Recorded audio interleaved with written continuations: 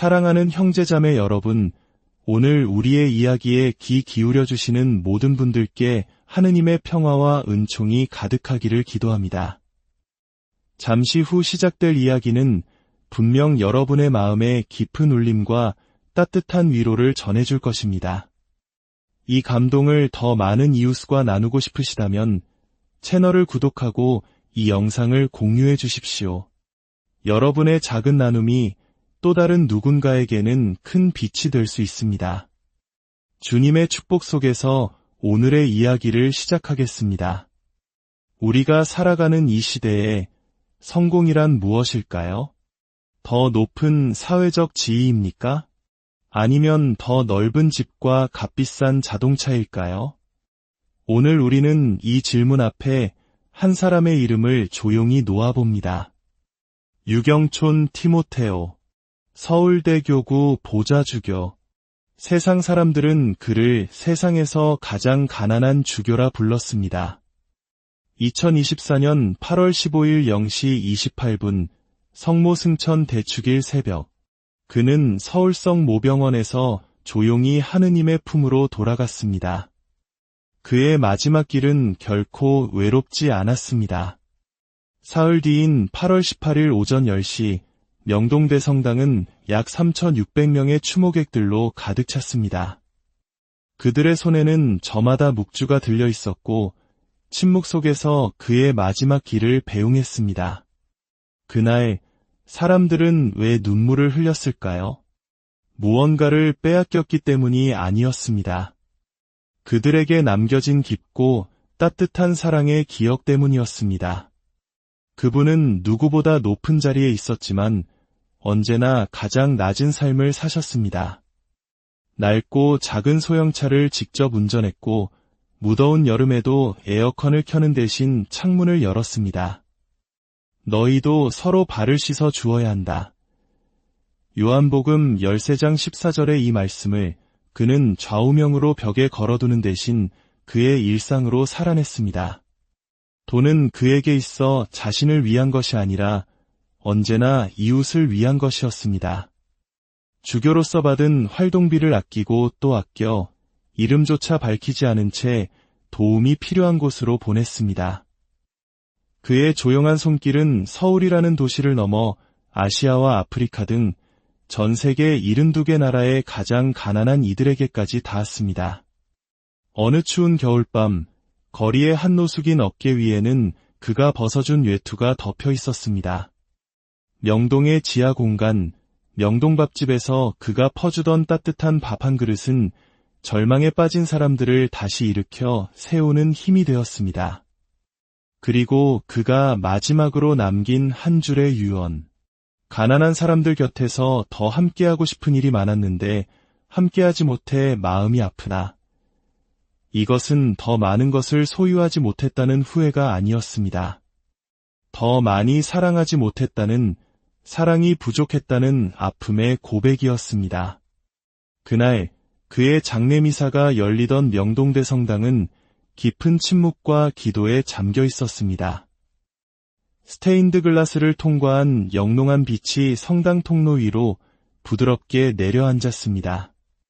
바로 그때 누군가 아주 작은 목소리로 속삭였습니다.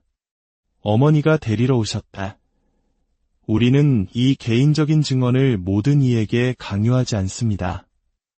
그러나 그 속삭임은 그 자리에 있던 모든 이들의 슬픔을 희망으로 바꾸는 놀라운 힘을 가졌습니다. 마치 짙은 어둠 속에서 새벽빛을 발견한 것처럼 사람들의 마음속에 잔잔한 평화가 번져나갔습니다.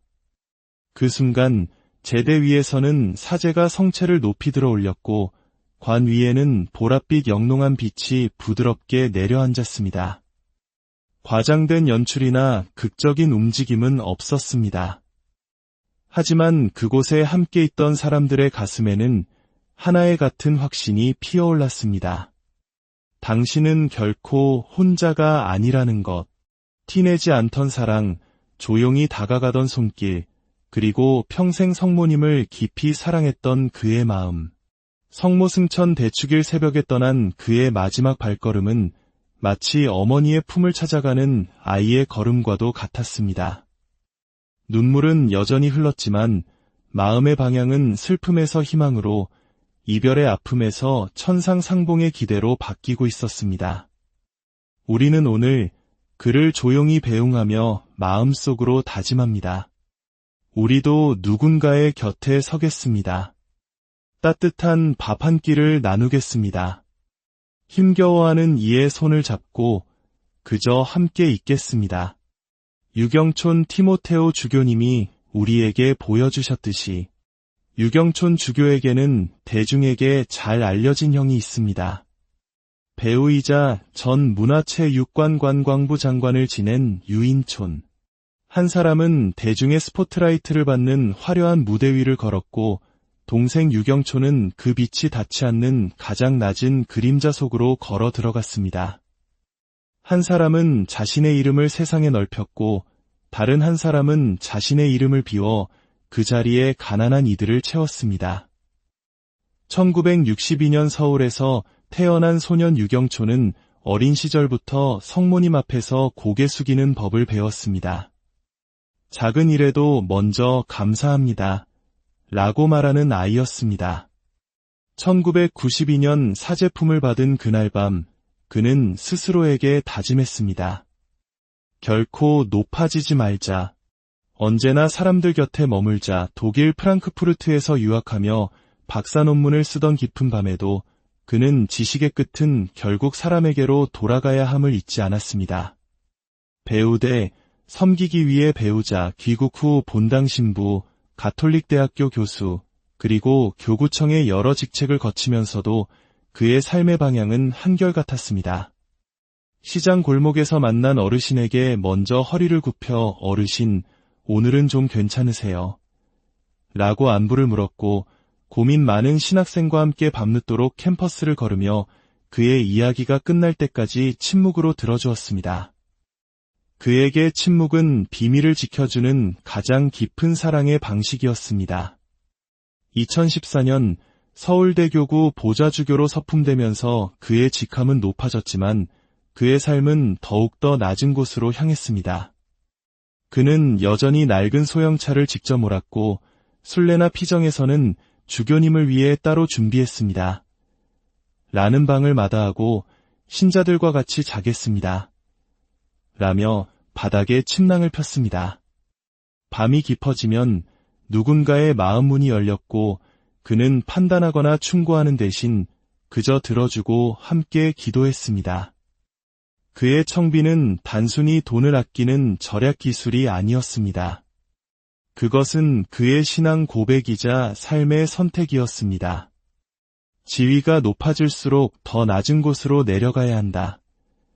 그가 자주 되뇌던 말이었습니다.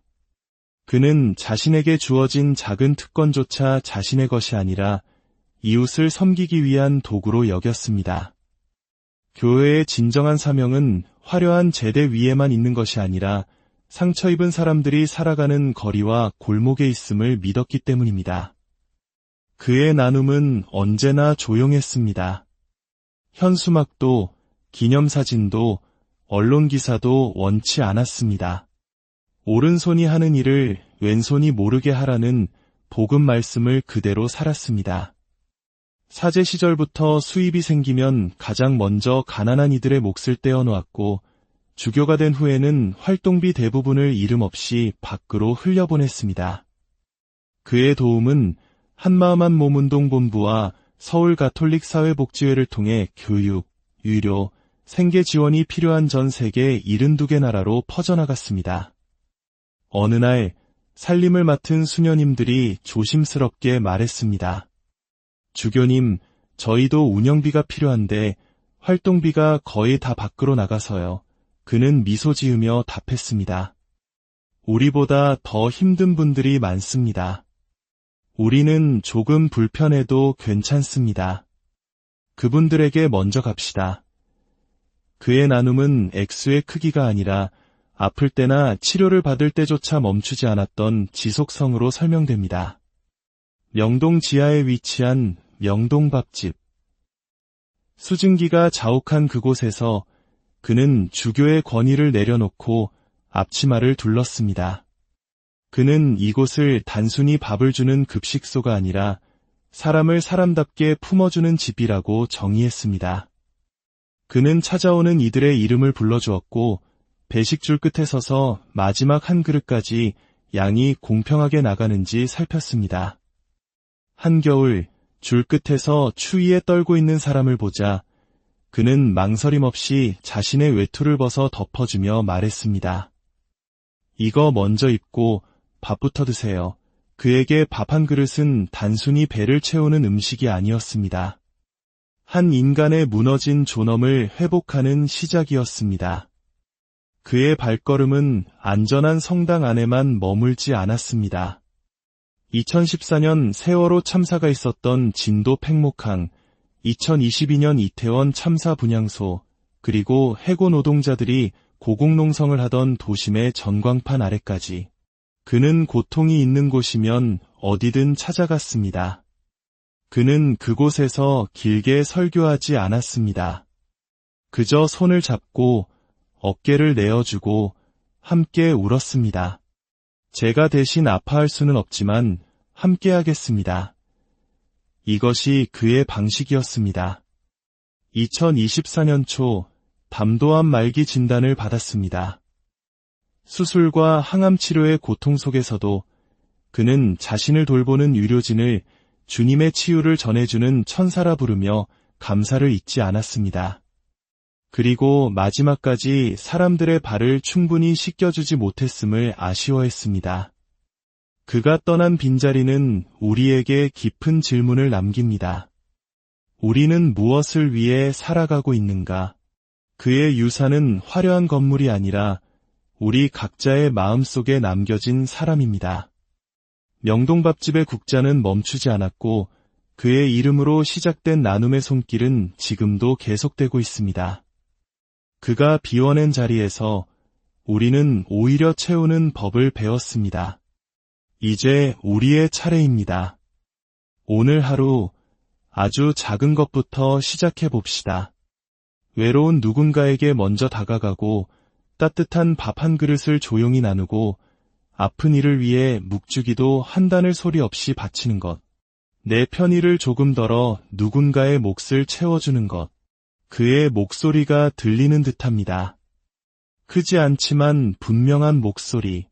높이보다 깊이, 앞보다 곁, 아래로, 그리고 함께 우리도 함께 기도합시다. 성모님, 저희가 낮은 자리에서 사랑하게 하소서. 주님, 오늘 저의 손이 지치고 상처받은 누군가의 발을 씻어주는 축복의 도구가 되게 하소서. 종소리는 멀어지지만 이야기는 끝나지 않았습니다. 그가 걸어간 길은 이제 우리 각자의 삶 속에서 우리의 작은 선택들을 통해 계속될 것입니다. 유경촌 티모테오 주교님, 진심으로 고맙습니다. 당신이 보여주신 가난으로 우리를 부유하게 하셨고 낮아짐으로 우리를 일으켜 세우셨습니다. 이제 주님 안에서 성모님과 함께 사랑하는 형제자매 여러분, 오늘 우리의 이야기에 귀 기울여 주시는 모든 분들께 하느님의 평화와 은총이 가득하기를 기도합니다. 잠시 후 시작될 이야기는 분명 여러분의 마음에 깊은 울림과 따뜻한 위로를 전해줄 것입니다. 이 감동을 더 많은 이웃과 나누고 싶으시다면 채널을 구독하고 이 영상을 공유해 주십시오. 여러분의 작은 나눔이 또 다른 누군가에게는 큰 빛이 될 수 있습니다. 주님의 축복 속에서 오늘의 이야기를 시작하겠습니다. 우리가 살아가는 이 시대에 성공이란 무엇일까요? 더 높은 사회적 지위입니까? 아니면 더 넓은 집과 값비싼 자동차일까요? 오늘 우리는 이 질문 앞에 한 사람의 이름을 조용히 놓아봅니다.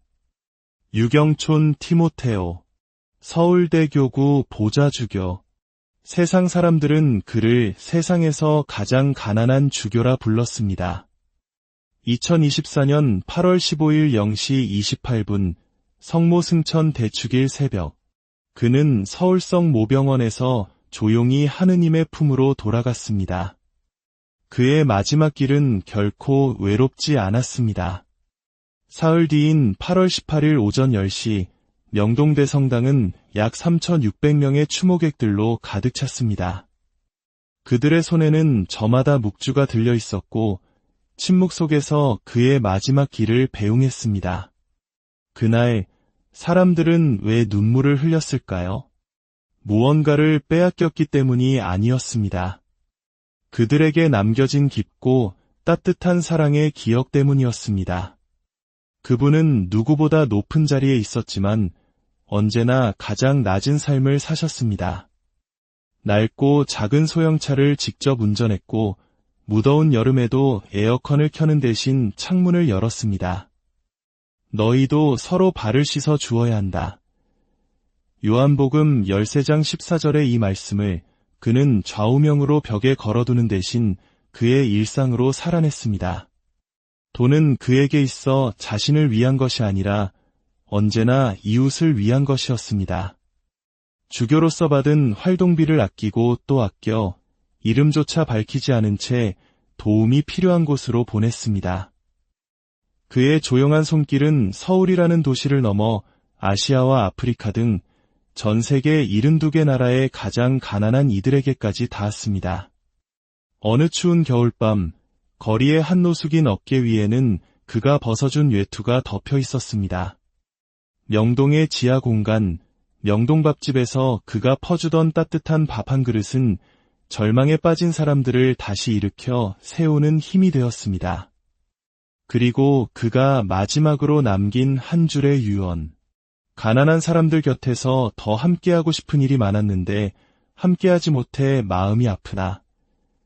이것은 더 많은 것을 소유하지 못했다는 후회가 아니었습니다.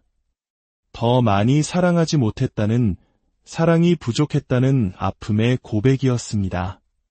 그날 그의 장례미사가 열리던 명동대 성당은 깊은 침묵과 기도에 잠겨 있었습니다. 스테인드 글라스를 통과한 영롱한 빛이 성당 통로 위로 부드럽게 내려앉았습니다. 바로 그때 누군가 아주 작은 목소리로 속삭였습니다. 어머니가 데리러 오셨다. 우리는 이 개인적인 증언을 모든 이에게 강요하지 않습니다. 그러나 그 속삭임은 그 자리에 있던 모든 이들의 슬픔을 희망으로 바꾸는 놀라운 힘을 가졌습니다. 마치 짙은 어둠 속에서 새벽빛을 발견한 것처럼 사람들의 마음속에 잔잔한 평화가 번져나갔습니다. 그 순간 제대 위에서는 사제가 성체를 높이 들어 올렸고 관 위에는 보랏빛 영롱한 빛이 부드럽게 내려앉았습니다. 과장된 연출이나 극적인 움직임은 없었습니다. 하지만 그곳에 함께 있던 사람들의 가슴에는 하나의 같은 확신이 피어올랐습니다. 당신은 결코 혼자가 아니라는 것. 티내지 않던 사랑, 조용히 다가가던 손길, 그리고 평생 성모님을 깊이 사랑했던 그의 마음. 성모 승천 대축일 새벽에 떠난 그의 마지막 발걸음은 마치 어머니의 품을 찾아가는 아이의 걸음과도 같았습니다. 눈물은 여전히 흘렀지만 마음의 방향은 슬픔에서 희망으로, 이별의 아픔에서 천상상봉의 기대로 바뀌고 있었습니다. 우리는 오늘 그를 조용히 배웅하며 마음속으로 다짐합니다. 우리도 누군가의 곁에 서겠습니다. 따뜻한 밥 한 끼를 나누겠습니다. 힘겨워하는 이의 손을 잡고 그저 함께 있겠습니다. 유경촌 티모테오 주교님이 우리에게 보여주셨듯이 유경촌 주교에게는 대중에게 잘 알려진 형이 있습니다. 배우이자 전 문화체육관관광부 장관을 지낸 유인촌. 한 사람은 대중의 스포트라이트를 받는 화려한 무대 위를 걸었고 동생 유경촌은 그 빛이 닿지 않는 가장 낮은 그림자 속으로 걸어 들어갔습니다. 한 사람은 자신의 이름을 세상에 넓혔고 다른 한 사람은 자신의 이름을 비워 그 자리에 가난한 이들을 채웠습니다. 1962년 서울에서 태어난 소년 유경초는 어린 시절부터 성모님 앞에서 고개 숙이는 법을 배웠습니다. 작은 일에도 먼저 감사합니다. 라고 말하는 아이였습니다. 1992년 사제품을 받은 그날 밤, 그는 스스로에게 다짐했습니다. 결코 높아지지 말자. 언제나 사람들 곁에 머물자. 독일 프랑크푸르트에서 유학하며 박사 논문을 쓰던 깊은 밤에도 그는 지식의 끝은 결국 사람에게로 돌아가야 함을 잊지 않았습니다. 배우되, 섬기기 위해 배우자, 귀국 후 본당 신부, 가톨릭 대학교 교수, 그리고 교구청의 여러 직책을 거치면서도 그의 삶의 방향은 한결같았습니다. 시장 골목에서 만난 어르신에게 먼저 허리를 굽혀 어르신, 오늘은 좀 괜찮으세요? 라고 안부를 물었고 고민 많은 신학생과 함께 밤늦도록 캠퍼스를 걸으며 그의 이야기가 끝날 때까지 침묵으로 들어주었습니다. 그에게 침묵은 비밀을 지켜주는 가장 깊은 사랑의 방식이었습니다. 2014년 서울대교구 보좌주교로 서품되면서 그의 직함은 높아졌지만 그의 삶은 더욱더 낮은 곳으로 향했습니다. 그는 여전히 낡은 소형차를 직접 몰았고 순례나 피정에서는 주교님을 위해 따로 준비했습니다. 라는 방을 마다하고 신자들과 같이 자겠습니다. 라며 바닥에 침낭을 폈습니다. 밤이 깊어지면 누군가의 마음 문이 열렸고 그는 판단하거나 충고하는 대신 그저 들어주고 함께 기도했습니다. 그의 청비는 단순히 돈을 아끼는 절약 기술이 아니었습니다. 그것은 그의 신앙 고백이자 삶의 선택이었습니다. 지위가 높아질수록 더 낮은 곳으로 내려가야 한다. 그가 자주 되뇌던 말이었습니다. 그는 자신에게 주어진 작은 특권조차 자신의 것이 아니라 이웃을 섬기기 위한 도구로 여겼습니다. 교회의 진정한 사명은 화려한 제대 위에만 있는 것이 아니라 상처 입은 사람들이 살아가는 거리와 골목에 있음을 믿었기 때문입니다. 그의 나눔은 언제나 조용했습니다. 현수막도, 기념사진도, 언론기사도 원치 않았습니다. 오른손이 하는 일을 왼손이 모르게 하라는 복음 말씀을 그대로 살았습니다. 사제 시절부터 수입이 생기면 가장 먼저 가난한 이들의 몫을 떼어놓았고 주교가 된 후에는 활동비 대부분을 이름 없이 밖으로 흘려보냈습니다. 그의 도움은 한마음 한 몸운동 본부와 서울 가톨릭 사회복지회를 통해 교육, 의료, 생계 지원이 필요한 전 세계 72개 나라로 퍼져나갔습니다. 어느 날 살림을 맡은 수녀님들이 조심스럽게 말했습니다. 주교님, 저희도 운영비가 필요한데 활동비가 거의 다 밖으로 나가서요. 그는 미소 지으며 답했습니다. 우리보다 더 힘든 분들이 많습니다.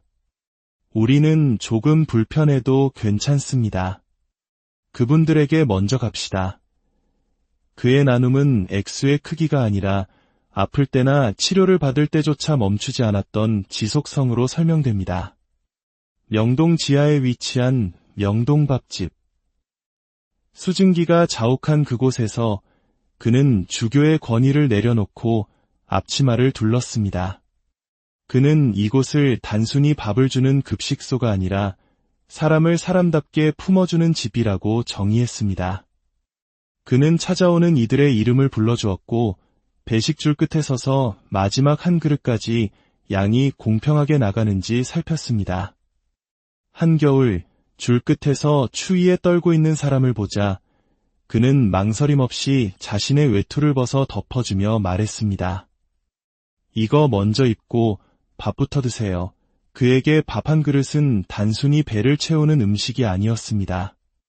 한 인간의 무너진 존엄을 회복하는 시작이었습니다. 그의 발걸음은 안전한 성당 안에만 머물지 않았습니다.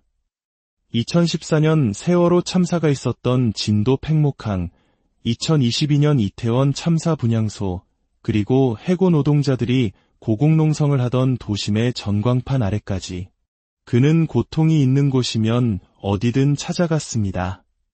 그는 그곳에서 길게 설교하지 않았습니다. 그저 손을 잡고 어깨를 내어주고 함께 울었습니다. 제가 대신 아파할 수는 없지만 함께 하겠습니다. 이것이 그의 방식이었습니다. 2024년 초 담도암 말기 진단을 받았습니다. 수술과 항암 치료의 고통 속에서도 그는 자신을 돌보는 의료진을 주님의 치유를 전해주는 천사라 부르며 감사를 잊지 않았습니다. 그리고 마지막까지 사람들의 발을 충분히 씻겨주지 못했음을 아쉬워했습니다. 그가 떠난 빈자리는 우리에게 깊은 질문을 남깁니다. 우리는 무엇을 위해 살아가고 있는가? 그의 유산은 화려한 건물이 아니라 우리 각자의 마음속에 남겨진 사람입니다. 명동밥집의 국자는 멈추지 않았고 그의 이름으로 시작된 나눔의 손길은 지금도 계속되고 있습니다. 그가 비워낸 자리에서 우리는 오히려 채우는 법을 배웠습니다. 이제 우리의 차례입니다. 오늘 하루 아주 작은 것부터 시작해 봅시다. 외로운 누군가에게 먼저 다가가고 따뜻한 밥 한 그릇을 조용히 나누고 아픈 이를 위해 묵주기도 한 단을 소리 없이 바치는 것. 내 편의를 조금 덜어 누군가의 몫을 채워주는 것. 그의 목소리가 들리는 듯합니다. 크지 않지만 분명한 목소리. 높이보다 깊이, 앞보다 곁, 아래로, 그리고 함께 우리도 함께 기도합시다. 성모님, 저희가 낮은 자리에서 사랑하게 하소서. 주님, 오늘 저의 손이 지치고 상처받은 누군가의 발을 씻어주는 축복의 도구가 되게 하소서. 종소리는 멀어지지만 이야기는 끝나지 않았습니다. 그가 걸어간 길은 이제 우리 각자의 삶 속에서 우리의 작은 선택들을 통해 계속될 것입니다. 유경촌 티모테오 주교님, 진심으로 고맙습니다. 당신이 보여주신 가난으로 우리를 부유하게 하셨고 낮아짐으로 우리를 일으켜 세우셨습니다. 이제 주님 안에서 성모님과 함께 사랑하는 형제자매 여러분, 오늘 우리의 이야기에 귀 기울여 주시는 모든 분들께 하느님의 평화와 은총이 가득하기를 기도합니다. 잠시 후 시작될 이야기는 분명 여러분의 마음에 깊은 울림과 따뜻한 위로를 전해줄 것입니다. 이 감동을 더 많은 이웃과 나누고 싶으시다면 채널을 구독하고 이 영상을 공유해 주십시오. 여러분의 작은 나눔이 또 다른 누군가에게는 큰 빛이 될 수 있습니다. 주님의 축복 속에서 오늘의 이야기를 시작하겠습니다. 우리가 살아가는 이 시대에 성공이란 무엇일까요? 더 높은 사회적 지위입니까? 아니면 더 넓은 집과 값비싼 자동차일까요? 오늘 우리는 이 질문 앞에 한 사람의 이름을 조용히 놓아봅니다. 유경촌 티모테오, 서울대교구 보좌주교. 세상 사람들은 그를 세상에서 가장 가난한 주교라 불렀습니다. 2024년 8월 15일 0시 28분 성모 승천 대축일 새벽, 그는 서울성 모병원에서 조용히 하느님의 품으로 돌아갔습니다. 그의 마지막 길은 결코 외롭지 않았습니다. 사흘 뒤인 8월 18일 오전 10시, 명동대 성당은 약 3,600명의 추모객들로 가득 찼습니다. 그들의 손에는 저마다 묵주가 들려 있었고 침묵 속에서 그의 마지막 길을 배웅했습니다. 그날 사람들은 왜 눈물을 흘렸을까요? 무언가를 빼앗겼기 때문이 아니었습니다. 그들에게 남겨진 깊고 따뜻한 사랑의 기억 때문이었습니다. 그분은 누구보다 높은 자리에 있었지만 언제나 가장 낮은 삶을 사셨습니다. 낡고 작은 소형차를 직접 운전했고 무더운 여름에도 에어컨을 켜는 대신 창문을 열었습니다. 너희도 서로 발을 씻어 주어야 한다. 요한복음 13장 14절의 이 말씀을 그는 좌우명으로 벽에 걸어두는 대신 그의 일상으로 살아냈습니다. 돈은 그에게 있어 자신을 위한 것이 아니라 언제나 이웃을 위한 것이었습니다.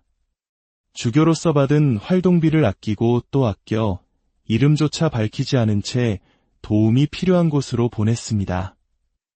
그의 조용한 손길은 서울이라는 도시를 넘어 아시아와 아프리카 등 전 세계 72개 나라의 가장 가난한 이들에게까지 닿았습니다. 어느 추운 겨울밤, 거리의 한노숙인 어깨 위에는 그가 벗어준 외투가 덮여 있었습니다. 명동의 지하 공간, 명동밥집에서 그가 퍼주던 따뜻한 밥 한 그릇은 절망에 빠진 사람들을 다시 일으켜 세우는 힘이 되었습니다. 그리고 그가 마지막으로 남긴 한 줄의 유언.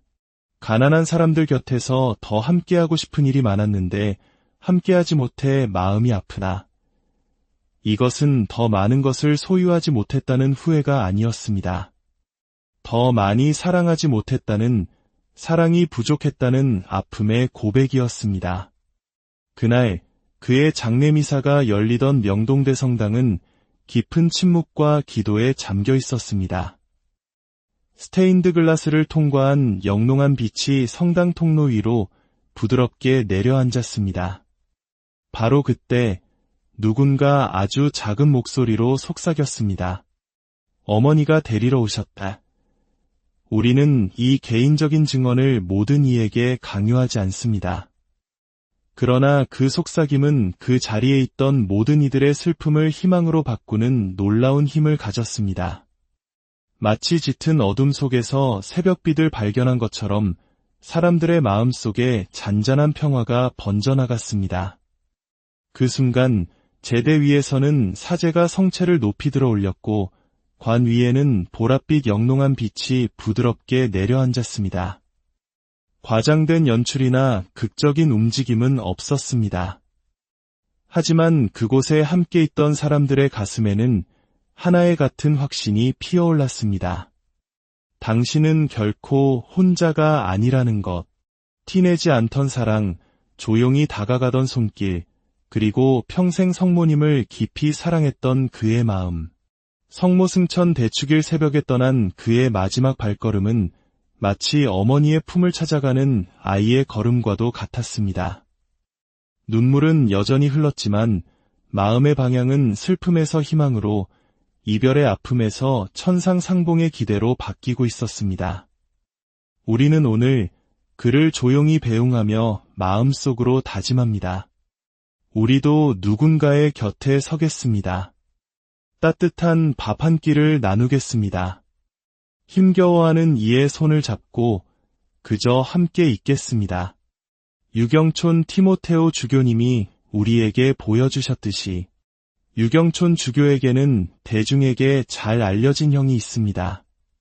배우이자 전 문화체육관관광부 장관을 지낸 유인촌. 한 사람은 대중의 스포트라이트를 받는 화려한 무대 위를 걸었고 동생 유경촌은 그 빛이 닿지 않는 가장 낮은 그림자 속으로 걸어 들어갔습니다. 한 사람은 자신의 이름을 세상에 넓혔고 다른 한 사람은 자신의 이름을 비워 그 자리에 가난한 이들을 채웠습니다. 1962년 서울에서 태어난 소년 유경촌은 어린 시절부터 성모님 앞에서 고개 숙이는 법을 배웠습니다. 작은 일에도 먼저 감사합니다. 라고 말하는 아이였습니다. 1992년 사제품을 받은 그날 밤, 그는 스스로에게 다짐했습니다. 결코 높아지지 말자. 언제나 사람들 곁에 머물자. 독일 프랑크푸르트에서 유학하며 박사 논문을 쓰던 깊은 밤에도 그는 지식의 끝은 결국 사람에게로 돌아가야 함을 잊지 않았습니다. 배우되, 섬기기 위해 배우자, 귀국 후 본당 신부, 가톨릭대학교 교수, 그리고 교구청의 여러 직책을 거치면서도 그의 삶의 방향은 한결같았습니다. 시장 골목에서 만난 어르신에게 먼저 허리를 굽혀 어르신, 오늘은 좀 괜찮으세요? 라고 안부를 물었고 고민 많은 신학생과 함께 밤늦도록 캠퍼스를 걸으며 그의 이야기가 끝날 때까지 침묵으로 들어주었습니다. 그에게 침묵은 비밀을 지켜주는 가장 깊은 사랑의 방식이었습니다. 2014년 서울대교구 보좌주교로 서품되면서 그의 직함은 높아졌지만 그의 삶은 더욱더 낮은 곳으로 향했습니다. 그는 여전히 낡은 소형차를 직접 몰았고 순례나 피정에서는 주교님을 위해 따로 준비했습니다. 라는 방을 마다하고 신자들과 같이 자겠습니다. 라며 바닥에 침낭을 폈습니다. 밤이 깊어지면 누군가의 마음 문이 열렸고 그는 판단하거나 충고하는 대신 그저 들어주고 함께 기도했습니다. 그의 청비는 단순히 돈을 아끼는 절약 기술이 아니었습니다. 그것은 그의 신앙 고백이자 삶의 선택이었습니다. 지위가 높아질수록 더 낮은 곳으로 내려가야 한다. 그가 자주 되뇌던 말이었습니다. 그는 자신에게 주어진 작은 특권조차 자신의 것이 아니라 이웃을 섬기기 위한 도구로 여겼습니다. 교회의 진정한 사명은 화려한 제대 위에만 있는 것이 아니라 상처 입은 사람들이 살아가는 거리와 골목에 있음을 믿었기 때문입니다. 그의 나눔은 언제나 조용했습니다. 현수막도, 기념사진도, 언론기사도 원치 않았습니다. 오른손이 하는 일을 왼손이 모르게 하라는 복음 말씀을 그대로 살았습니다. 사제 시절부터 수입이 생기면 가장 먼저 가난한 이들의 몫을 떼어놓았고 주교가 된 후에는 활동비 대부분을 이름 없이 밖으로 흘려보냈습니다. 그의 도움은 한마음 한 몸운동 본부와 서울 가톨릭 사회복지회를 통해 교육, 의료, 생계 지원이 필요한 전 세계 72개 나라로 퍼져나갔습니다. 어느 날 살림을 맡은 수녀님들이 조심스럽게 말했습니다. 주교님, 저희도 운영비가 필요한데 활동비가 거의 다 밖으로 나가서요. 그는 미소 지으며 답했습니다. 우리보다 더 힘든 분들이 많습니다. 우리는 조금 불편해도 괜찮습니다. 그분들에게 먼저 갑시다. 그의 나눔은 액수의 크기가 아니라 아플 때나 치료를 받을 때조차 멈추지 않았던 지속성으로 설명됩니다. 명동 지하에 위치한 명동밥집. 수증기가 자욱한 그곳에서 그는 주교의 권위를 내려놓고 앞치마를 둘렀습니다. 그는 이곳을 단순히 밥을 주는 급식소가 아니라 사람을 사람답게 품어주는 집이라고 정의했습니다. 그는 찾아오는 이들의 이름을 불러주었고 배식줄 끝에 서서 마지막 한 그릇까지 양이 공평하게 나가는지 살폈습니다. 한겨울 줄 끝에서 추위에 떨고 있는 사람을 보자 그는 망설임 없이 자신의 외투를 벗어 덮어주며 말했습니다. 이거 먼저 입고 밥부터 드세요. 그에게 밥 한 그릇은 단순히 배를 채우는 음식이 아니었습니다. 한 인간의 무너진 존엄을 회복하는 시작이었습니다. 그의 발걸음은 안전한 성당 안에만 머물지 않았습니다. 2014년 세월호 참사가 있었던 진도 팽목항, 2022년 이태원 참사 분향소, 그리고 해고 노동자들이 고공농성을 하던 도심의 전광판 아래까지 그는 고통이 있는 곳이면 어디든 찾아갔습니다. 그는 그곳에서 길게 설교하지 않았습니다. 그저 손을 잡고 어깨를 내어주고 함께 울었습니다. 제가 대신 아파할 수는 없지만 함께 하겠습니다. 이것이 그의 방식이었습니다. 2024년 초 담도암 말기 진단을 받았습니다. 수술과 항암 치료의 고통 속에서도 그는 자신을 돌보는 의료진을 주님의 치유를 전해주는 천사라 부르며 감사를 잊지 않았습니다. 그리고 마지막까지 사람들의 발을 충분히 씻겨주지 못했음을 아쉬워했습니다. 그가 떠난 빈자리는 우리에게 깊은 질문을 남깁니다. 우리는 무엇을 위해 살아가고 있는가? 그의 유산은 화려한 건물이 아니라 우리 각자의 마음속에 남겨진 사람입니다. 명동밥집의 국자는 멈추지 않았고 그의 이름으로 시작된 나눔의 손길은 지금도 계속되고 있습니다. 그가 비워낸 자리에서 우리는 오히려 채우는 법을 배웠습니다. 이제 우리의 차례입니다. 오늘 하루 아주 작은 것부터 시작해 봅시다. 외로운 누군가에게 먼저 다가가고 따뜻한 밥 한 그릇을 조용히 나누고 아픈 이를 위해 묵주기도 한 단을 소리 없이 바치는 것. 내 편의를 조금 덜어 누군가의 몫을 채워주는 것. 그의 목소리가 들리는 듯합니다. 크지 않지만 분명한 목소리. 높이보다 깊이, 앞보다 곁, 아래로, 그리고 함께, 우리도 함께 기도합시다. 성모님, 저희가 낮은 자리에서 사랑하게 하소서. 주님, 오늘 저의 손이 지치고 상처받은 누군가의 발을 씻어주는 축복의 도구가 되게 하소서. 종소리는 멀어지지만 이야기는 끝나지 않았습니다. 그가 걸어간 길은 이제 우리 각자의 삶 속에서 우리의 작은 선택들을 통해 계속될 것입니다. 유경촌 티모테오 주교님, 진심으로 고맙습니다. 당신이 보여주신 가난으로 우리를 부유하게 하셨고 낮아짐으로 우리를 일으켜 세우셨습니다. 이제 주님 안에서 성모님과 함께 사랑하는 형제자매 여러분, 오늘 우리의 이야기에 귀 기울여 주시는 모든 분들께 하느님의 평화와 은총이 가득하기를 기도합니다. 잠시 후 시작될 이야기는 분명 여러분의 마음에 깊은 울림과 따뜻한 위로를 전해줄 것입니다. 이 감동을 더 많은 이웃과 나누고 싶으시다면 채널을 구독하고 이 영상을 공유해 주십시오. 여러분의 작은 나눔이 또 다른 누군가에게는 큰 빛이 될 수 있습니다. 주님의 축복 속에서 오늘의 이야기를 시작하겠습니다. 우리가 살아가는 이 시대에 성공이란 무엇일까요? 더 높은 사회적 지위입니까? 아니면 더 넓은 집과 값비싼 자동차일까요? 오늘 우리는 이 질문 앞에 한 사람의 이름을 조용히 놓아봅니다. 유경촌 티모테오, 서울대교구 보좌주교. 세상 사람들은 그를 세상에서 가장 가난한 주교라 불렀습니다. 2024년 8월 15일 0시 28분 성모 승천 대축일 새벽, 그는 서울성 모병원에서 조용히 하느님의 품으로 돌아갔습니다. 그의 마지막 길은 결코 외롭지 않았습니다. 사흘 뒤인 8월 18일 오전 10시, 명동대 성당은 약 3,600명의 추모객들로 가득 찼습니다. 그들의 손에는 저마다 묵주가 들려 있었고 침묵 속에서 그의 마지막 길을 배웅했습니다. 그날 사람들은 왜 눈물을 흘렸을까요?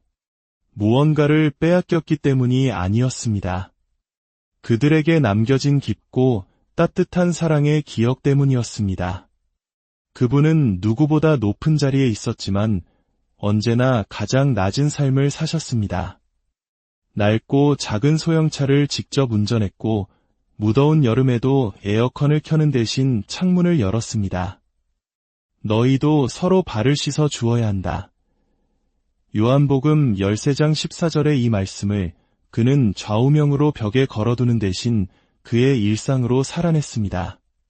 돈은 그에게 있어 자신을 위한 것이 아니라 언제나 이웃을 위한 것이었습니다.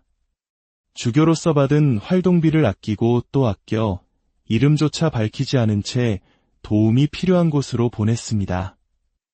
그의 조용한 손길은 서울이라는 도시를 넘어 아시아와 아프리카 등 전 세계 72개 나라의 가장 가난한 이들에게까지 닿았습니다. 어느 추운 겨울밤, 거리의 한 노숙인 어깨 위에는 그가 벗어준 외투가 덮여 있었습니다.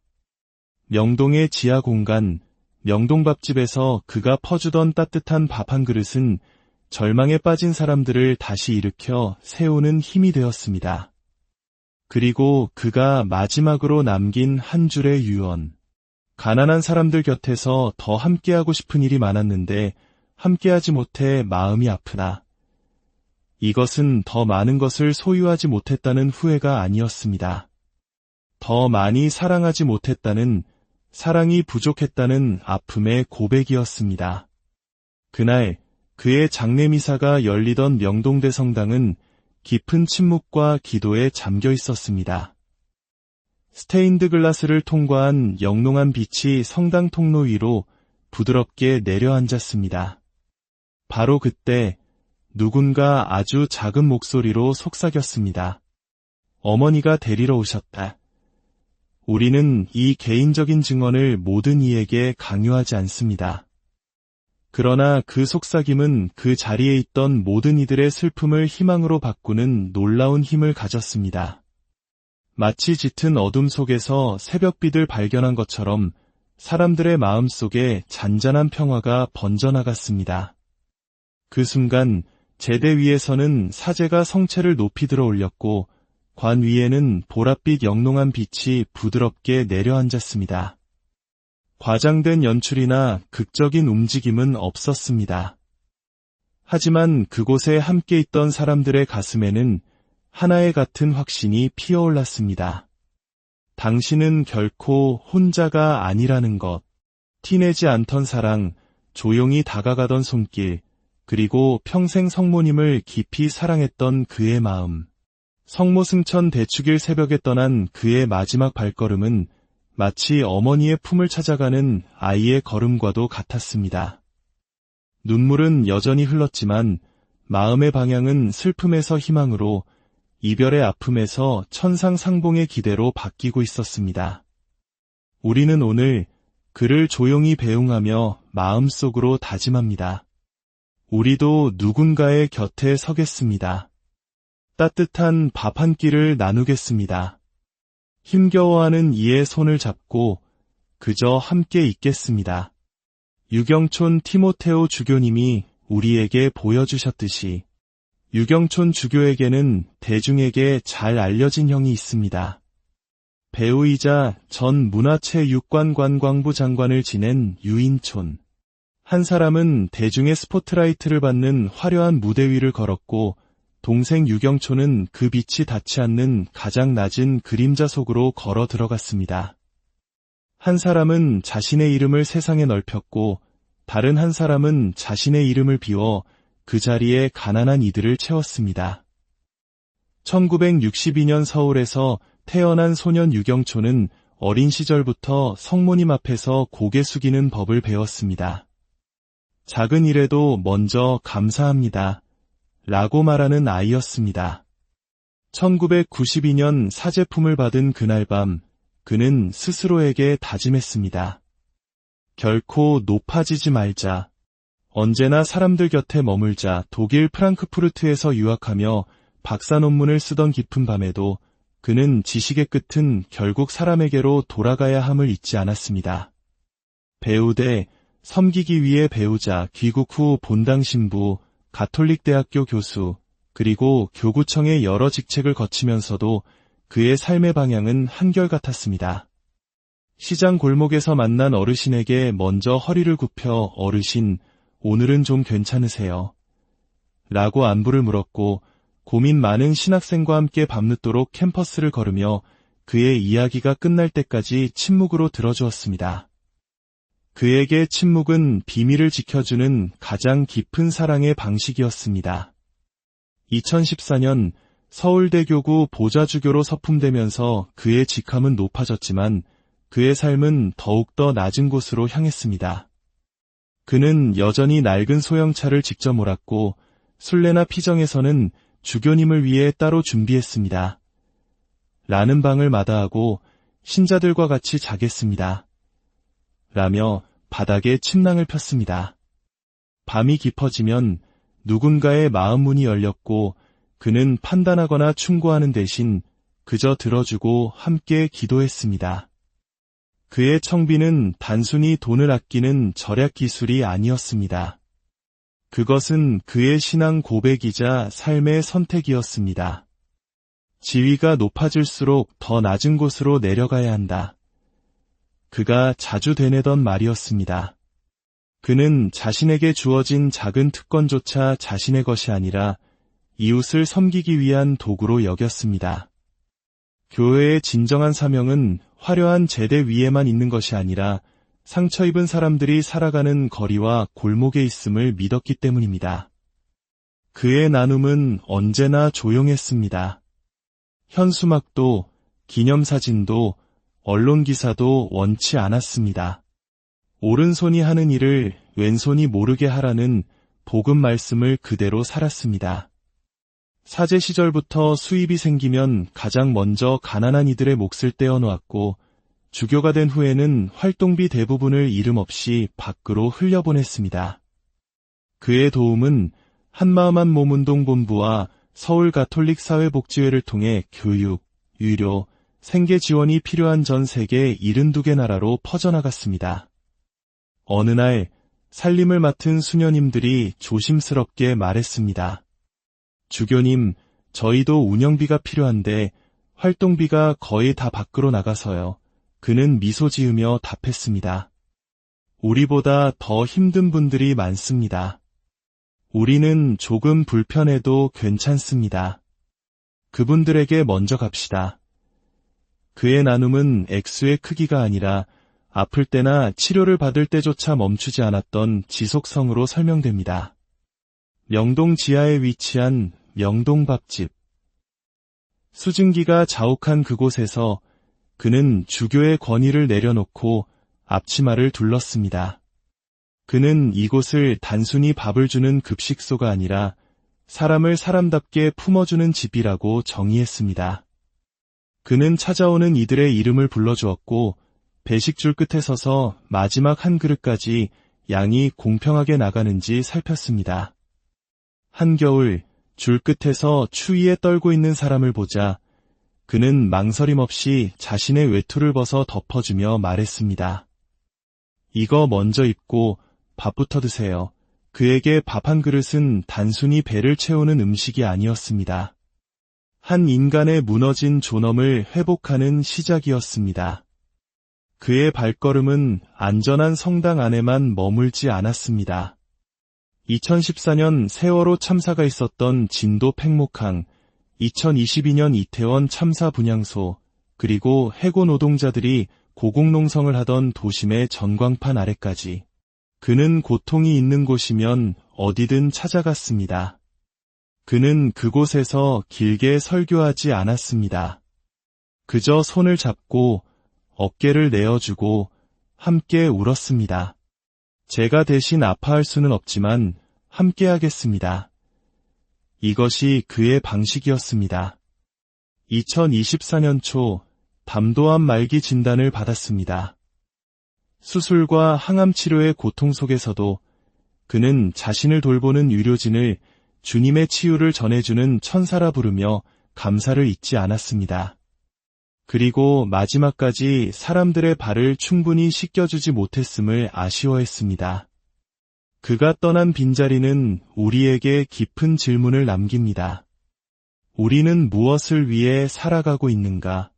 그의 유산은 화려한 건물이 아니라 우리 각자의 마음속에 남겨진 사람입니다.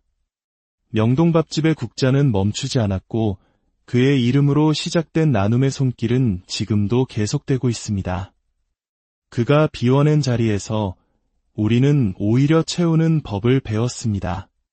이제 우리의 차례입니다.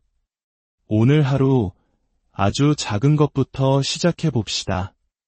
외로운 누군가에게 먼저 다가가고 따뜻한 밥 한 그릇을 조용히 나누고 아픈 이를 위해 묵주기도 한 단을 소리 없이 바치는 것.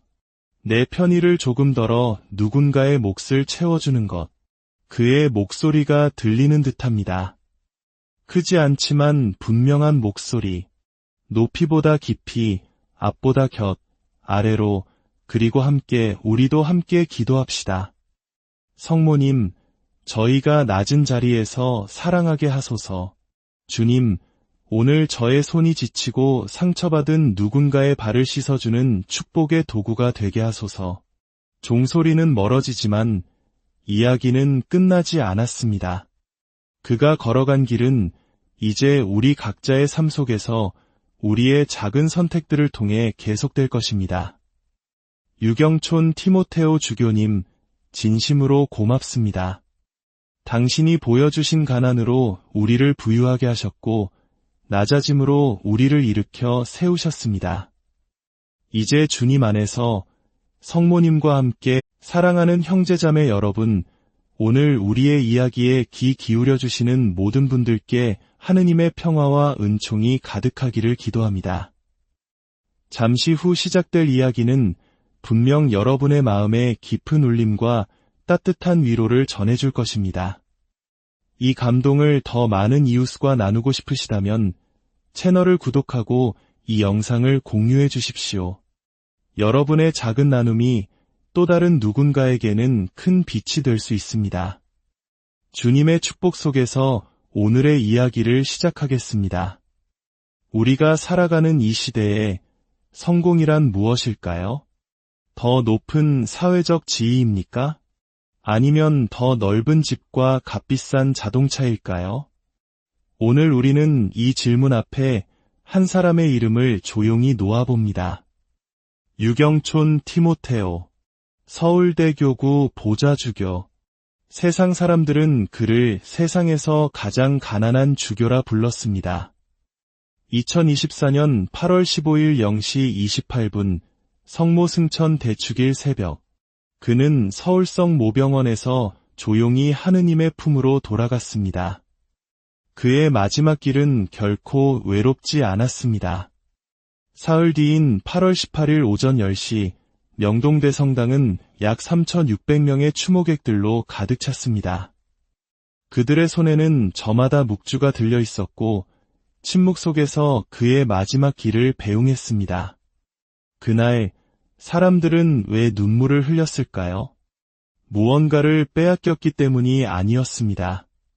그들에게 남겨진 깊고 따뜻한 사랑의 기억 때문이었습니다. 그분은 누구보다 높은 자리에 있었지만 언제나 가장 낮은 삶을 사셨습니다. 낡고 작은 소형차를 직접 운전했고 무더운 여름에도 에어컨을 켜는 대신 창문을 열었습니다. 너희도 서로 발을 씻어 주어야 한다. 요한복음 13장 14절의 이 말씀을 그는 좌우명으로 벽에 걸어두는 대신 그의 일상으로 살아냈습니다. 돈은 그에게 있어 자신을 위한 것이 아니라 언제나 이웃을 위한 것이었습니다. 주교로서 받은 활동비를 아끼고 또 아껴 이름조차 밝히지 않은 채 도움이 필요한 곳으로 보냈습니다. 그의 조용한 손길은 서울이라는 도시를 넘어 아시아와 아프리카 등 전 세계 72개 나라의 가장 가난한 이들에게까지 닿았습니다. 어느 추운 겨울밤, 거리의 한 노숙인 어깨 위에는 그가 벗어준 외투가 덮여 있었습니다.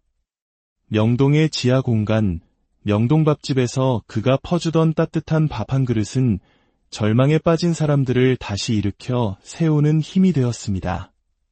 그리고 그가 마지막으로 남긴 한 줄의 유언. 가난한 사람들 곁에서 더 함께하고 싶은 일이 많았는데 함께하지 못해 마음이 아프다. 이것은 더 많은 것을 소유하지 못했다는 후회가 아니었습니다. 더 많이 사랑하지 못했다는, 사랑이 부족했다는 아픔의 고백이었습니다. 그날 그의 장례미사가 열리던 명동대 성당은 깊은 침묵과 기도에 잠겨 있었습니다. 스테인드 글라스를 통과한 영롱한 빛이 성당 통로 위로 부드럽게 내려앉았습니다. 바로 그때 누군가 아주 작은 목소리로 속삭였습니다. 어머니가 데리러 오셨다. 우리는 이 개인적인 증언을 모든 이에게 강요하지 않습니다. 그러나 그 속삭임은 그 자리에 있던 모든 이들의 슬픔을 희망으로 바꾸는 놀라운 힘을 가졌습니다. 마치 짙은 어둠 속에서 새벽빛을 발견한 것처럼 사람들의 마음 속에 잔잔한 평화가 번져나갔습니다.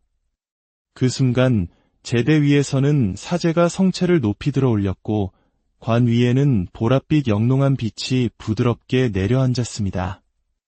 과장된 연출이나 극적인 움직임은 없었습니다.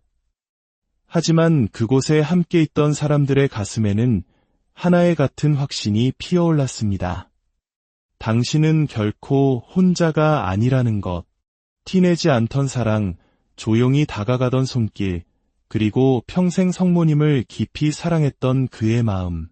성모 승천 대축일 새벽에 떠난 그의 마지막 발걸음은 마치 어머니의 품을 찾아가는 아이의 걸음과도 같았습니다. 눈물은 여전히 흘렀지만 마음의 방향은 슬픔에서 희망으로, 이별의 아픔에서 천상상봉의 기대로 바뀌고 있었습니다. 우리는 오늘 그를 조용히 배웅하며 마음속으로 다짐합니다. 우리도 누군가의 곁에 서겠습니다. 따뜻한 밥 한 끼를 나누겠습니다. 힘겨워하는 이의 손을 잡고 그저 함께 있겠습니다. 유경촌 티모테오 주교님이 우리에게 보여주셨듯이 유경촌 주교에게는 대중에게 잘 알려진 형이 있습니다. 배우이자